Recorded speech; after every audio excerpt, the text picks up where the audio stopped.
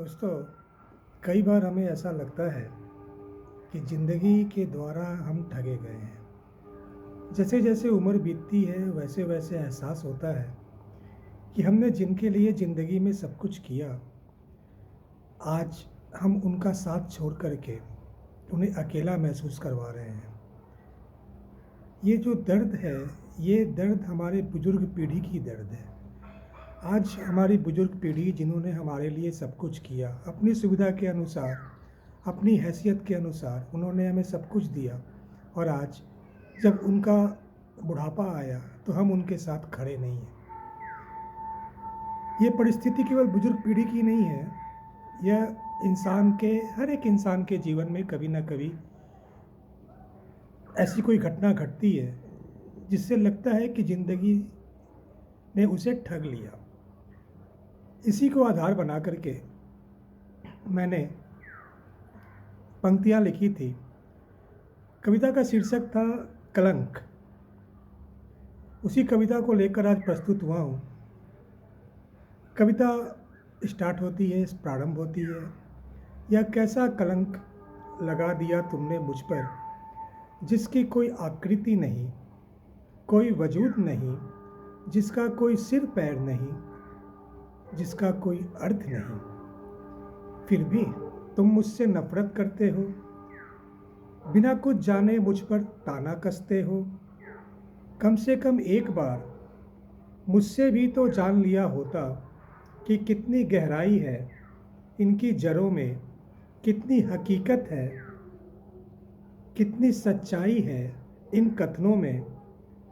कैसी दुनिया है ये जिनके लिए मैं जीता आया, अपना सब कुछ कुर्बान करते आया। आज मेरे ही दुश्मन हैं, मुझे ही मार रहे हैं, मुझसे ही नफरत कर रहे हैं। मुझे देख फिर मुझसे ही मुंह घुमा रहे हैं। इतनी नफरत कहाँ से आई तुम्हारे सीने में? कल तक आँखों का तारा था, आज तुम्हारी आँखों में कांटा बन बैठा। जरा मेरी आँखों में झांका तो होता, अपनी नज़रों को मेरी नज़रों से मिलाया तो होता। मेरे प्यार में मिल जाती अगर कमी तो तुम्हें, तो कम से कम मुझे बताया तो होता। तुम्हारे मान सम्मान की रक्षा के लिए मैं खुद को जला बैठा, और आज हाँ तुम आज मेरा ही आशियाना फूंक रहे हो।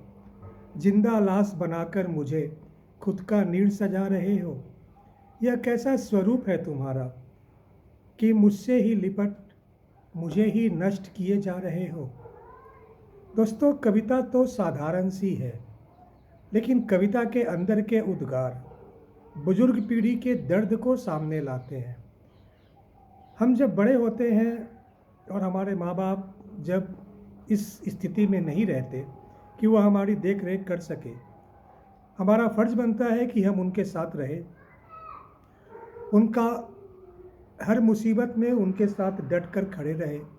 ऐसा नहीं हो पाता। परिवार आज सिमटते चले जा रहे हैं। इन परिवार के सिमटने का कारण, इन परिवार के सिमटने का नतीजा है मेरी यह कविता।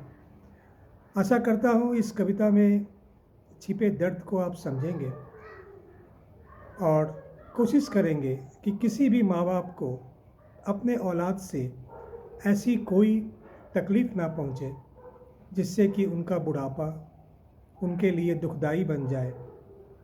समय के साथ, वक्त के साथ इस चीज़ को स्वीकार करना होगा, अन्यथा कल यह दिन हमारे साथ भी आ सकता है। तब हमारे पास अफसोस करने के अलावा और कोई चारा नहीं रहेगा। सभी को अपने परिवार को चलाना है, लेकिन परिवार को चलाने के लिए आधुनिकता की दौर में अपने माता पिता के प्रति अपने कर्तव्य को हम भूल ना जाए, इस बात का सदैव हमें ख्याल रखना है। मिलते हैं। धन्यवाद।